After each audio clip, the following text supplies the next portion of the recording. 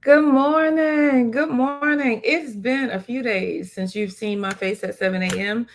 as we journey from resurrection to Pentecost. Your child, your daughter, your sister, your auntie, y'all. I've been knee deep in getting some final papers and projects written and turned in for this semester. And I do apologize for my absence, but it has not made the fact that Jesus is good and he's good all the time any different. We're journeying right now between Resurrection Sunday and Pentecost, where we are focusing on the words of Jesus. We're focusing on the encounters that Jesus had along the way.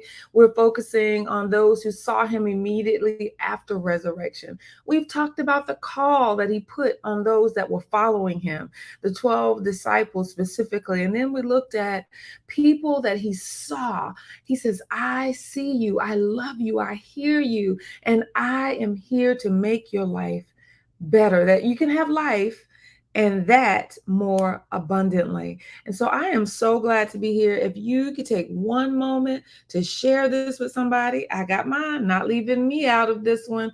And I am sharing this. And I share in a couple of groups, is what I do, because I want people to know that Jesus is with them. He is still speaking even today. And so we need to have our ears open, our hearts attentive to what he is speaking today. Yes, Jesus is good every day, all the time. You are so right, Emma. I'm so glad you're in the room. No matter what we're walking through or going through, Jesus is good, y'all. He's good. And he brings us hope.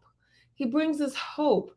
He is the hope. It says he is the door. He is the way, the truth, and the life, and that no one comes to him, the Father, but by him. And so today I want to look at a story, and I called it "See You on the Other Side."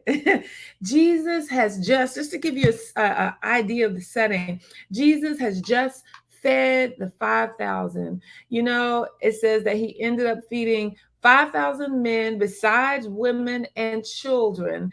And, it's just one of those things. And they were looking because they were like, the disciples are like, if we go to town right now and we buy food for everybody, first of all, we don't have enough money. We wouldn't even know how to begin to buy enough food for this crowd. Jesus, you need to let them go so that they can go home to their own places and eat. But Jesus says, no, we're going to meet their needs today. That right there will preach. He said, we will meet their needs today. How many of you have a need today that you can't see your way clear? You don't know how you're going to make it out of the situation. But I'm here to tell you that Jesus is saying, don't try to go fix it anywhere else. He is saying clearly that we, meaning him, Jesus, and the church, are going to be able to meet these needs. So at that time, he was there with them in person, and the church was really comprised of the disciples and the crowd too. And he met that need. He fed them. He found a little, not he, they brought a little boy to him with 2 fish and 5 loaves of bread. And it says that Jesus fed them from the 2 fish and the 5 loaves of bread. He lifted it, he blessed it, he broke it, and he gave it. And they picked up 12 baskets full of leftovers. Now, that's what I'm talking about. That's the kind of thing that Jesus does. But anyway, I want to get you to this. It says, my title is See You on the Other Side, but it says immediately. So after all of that, I'm sure Jesus is physically exhausted. I know the disciples are physically exhausted. And he says immediately he sent in some versions the disciples. He told them to get into the boat and go before him to the other side while he dismissed the crowd. I love a pastor who doesn't leave the work to everybody else, but he's willing to do some work himself. And he says, go to the other side. He told them, go to the other side. He gave them instructions. He let them know that they would make it to the other side. He is telling somebody today to go to the other side. But there's going to be a storm between then and now, y'all. let me come back in full screen for a minute. There's going to be some storms in our lives, and we get in those storms, and sometimes we forget what Jesus has said. If you're out there, say, Jesus said, see you on the other side. I'm going to type that in. See you on the other side. So he immediately told them to get into the boat and go to the other side. And he says, I'll catch up with you in a little while. Jesus recognized he needed to go away and pray, get into solitude. Some of us are so busy working, y'all. Listen to me, pastors and deacons and assistant pastors and church administrators and the super volunteers in your church. You're working so hard and you're forgetting that you need to draw away from time to time to rest as well. See you on the other side. And other side, let me put it in here because I want to make sure that I get mine in too, Emma. I see you put yours in. But he told him, I'll see you on the other side. And he held true to his word. But let's get in there real quick. And after he dismissed them, the crowd dismissed the crowds. He went up on the mountain. When evening came, it says he went up on the mountain by himself to pray.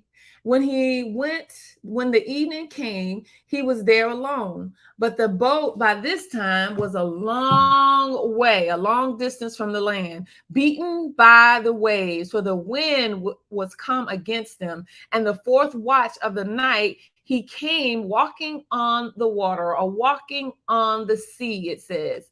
And he came walking on the sea, but the disciples saw him walking on the sea. They were terrified and said, is it a ghost? And they cried out in fear. But immediately Jesus spoke to them, saying, take heart, it is I.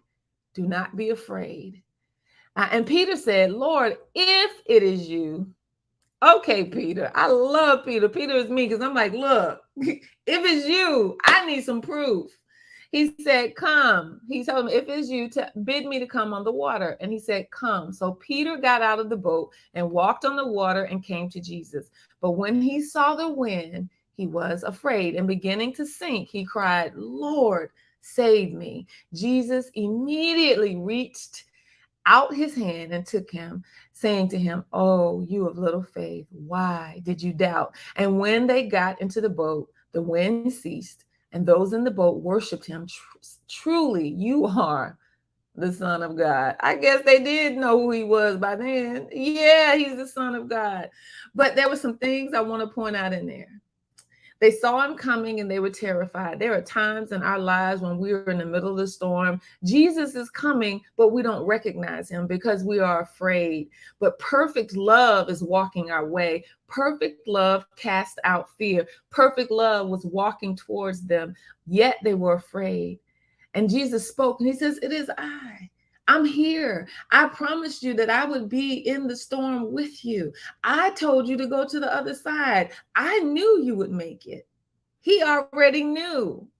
You ever heard them? I already knew. He already knew they were going to make it.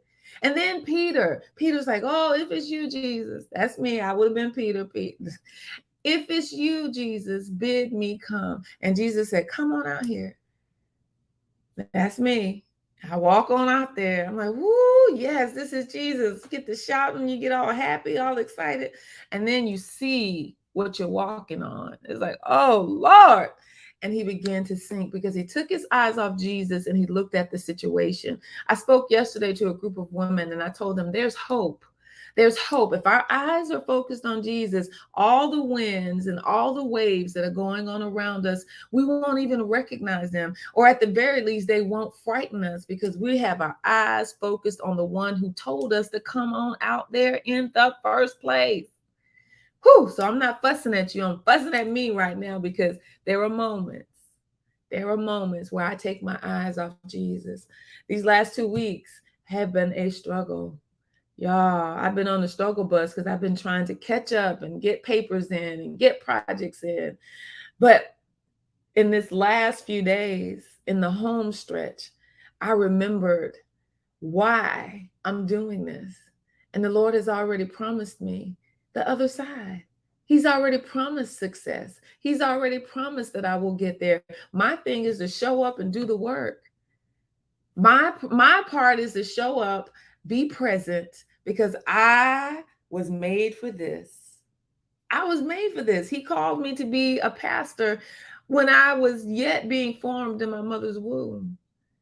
And so I just need to show up. He says, Valerie, you're going to make it to the other side. You're going to see great success. You are going to be the pastor of Radiant Church, a thriving, beautiful body of Christ. He's already spoken it to you. Whatever it is that he has spoken to you, whatever it is he has said to you, that's right, Emma. We simply show up and do the work. He's already promised the outcome. Show up, do the work, and you will get exactly what Jesus said you would get. To the other side, alive and whole and ready, because there's a miracle that you got to do over our big one, y'all, that we're going to talk about later. But there's a miracle waiting on us. We got to get there. We've got to get there. Whew. I am so thankful that he has spoken and told me to go to the other side. Oh, thank you. I hit the show before I read it. That's not really good, is it? But he said, get to the other side, Valerie. And so I just want to let you know, walk on the water with Jesus.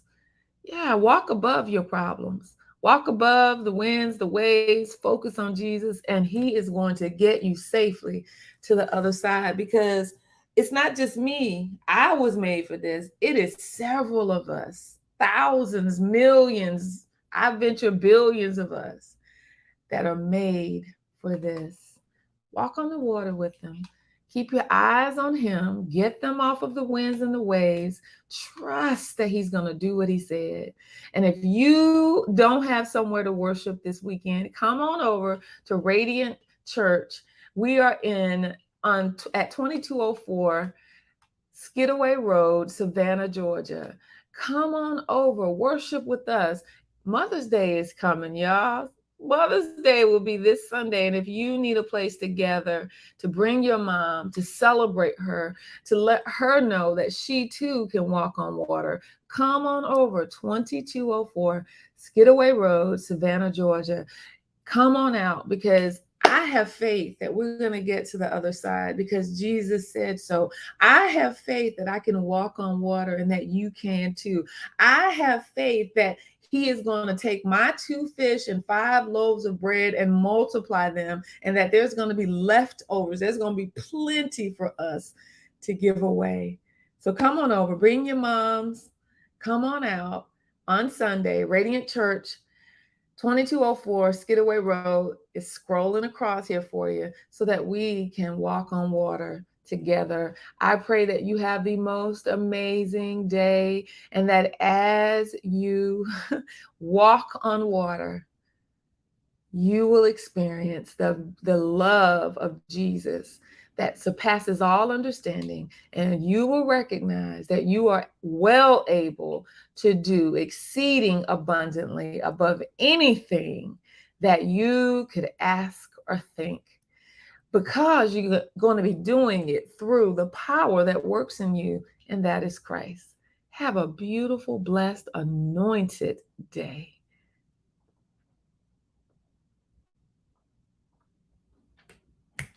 Yep, I got music in my head. I love it. Walk on some water.